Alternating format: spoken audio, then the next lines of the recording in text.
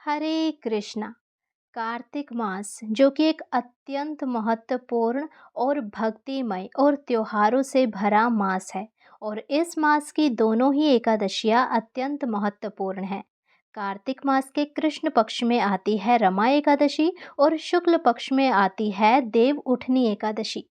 अब जो आने वाली है वो है कृष्ण पक्ष की एकादशी, जिसे रमा एकादशी कहते हैं। और आज हम इसी की कथा सुनने जा रहे हैं। मेरा आप सभी से निवेदन है कि कथा को बीच में ना छोड़े, पूरी कथा सुने और लक्ष्मी नारायण के चरणों का ध्यान करते हुए कथा का श्रवण करें। रमा एकादशी की कथा बहुत पुरानी है। युधिष्ठिर जी ने श्री कृष्ण जी से पूछा था, हे जनार्दन, आप मुझ पर कृपा करके बताइए कि कार्तिक कृष्ण पक्ष में कौन सी एकादशी होती है। भगवान श्री कृष्ण बोले, हे राजन, कार्तिक के कृष्ण पक्ष में जो परम कल्याणमयी एकादशी होती है वह है रमा एकादशी। रमा परम उत्तम है और बड़े बड़े पापों को हरने वाली है। एक समय की बात है, मुचुकुंद नाम का एक सत्यवादी तथा विष्णु भक्त राजा था। राजा ने अपनी प्यारी सी बेटी चंद्रभागा का विवाह राजा चंद्रसेन के पुत्र शोभन से कर दिया था। राजा मुचुकुंद एकादशी का व्रत विधिवत तरीके से करता था। इतना ही नहीं, उसकी प्रजा भी एकादशी के नियमों का अच्छी तरह से पालन करती थी। एक बार कार्तिक मास के दौरान शोभन ससुराल आया। उस दिन रमा एकादशी का व्रत था। राजा ने घोषणा कर दी कि सभी लोग रमा एकादशी का व्रत नियम पूर्वक करें। राजा की पुत्री चंद्रभागा को लगा कि ऐसे में उसके पति को अधिक पीड़ा होगी, क्योंकि वह कमजोर हृदय का था। जब शोभन ने राजा का आदेश सुना तो पत्नी के पास आया और इस व्रत से बचने का उपाय पूछा। उसने कहा कि यह व्रत करने से वह मर जाएगा। इस पर चंद्रभागा ने कहा कि इस राज्य में रमा एकादशी के दिन कोई भी भोजन नहीं करता। यदि आप व्रत नहीं कर सकते तो किसी दूसरी जगह पर चले जाइए। इस पर शोभन ने कहा कि वह मर जाएगा लेकिन दूसरी जगह नहीं जाएगा, वह व्रत करेगा। उसने रमा एकादशी का व्रत किया, लेकिन भूख से उसका बहुत बुरा हाल हो गया था। रमा एकादशी की रात्रि के समय जागरण भी था और वह रात भर असहनीय बिल्कुल बैठा रहा।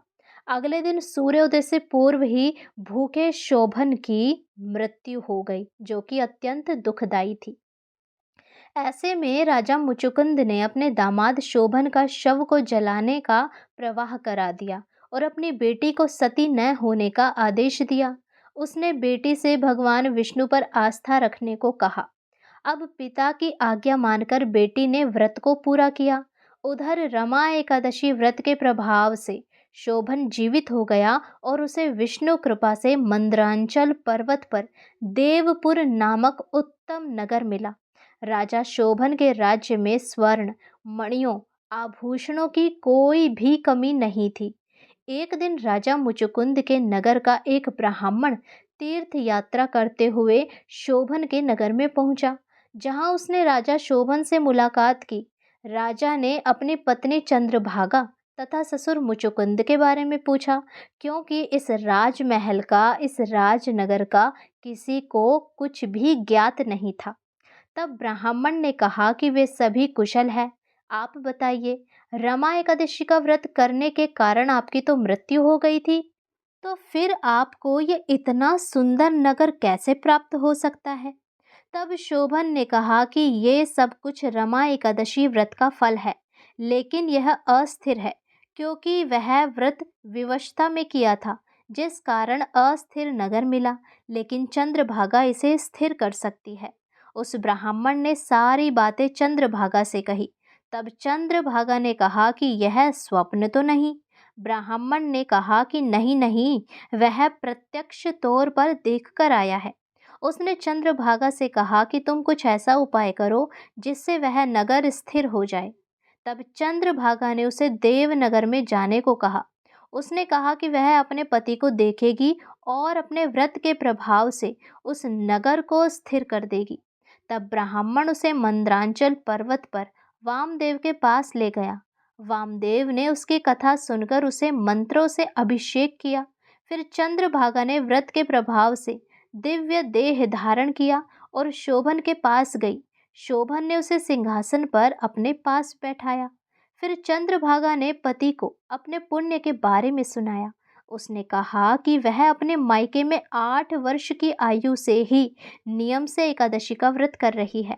उस व्रत के प्रभाव से यह नगर स्थिर हो जाएगा तथा यह प्रलय के अंत तक स्थिर ही रहेगा। दिव्य देह धारण किए चंद्रभागा अपने पति शोभन के साथ उस नगर में सुखपूर्वक रहने लगी। तो इस कथा से हमें ये शिक्षा मिलती है कि यदि कोई सच्चे हृदय से व्रत करे तो उसको निश्चित रूप से ही भगवान का आशीर्वाद प्राप्त होता है। अब देखिए, इस कथा में शोभन ने तो बेमन से व्रत किया था, वो भी जबरदस्ती से, क्योंकि उस नगर में सभी व्रत का पालन कर रहे थे।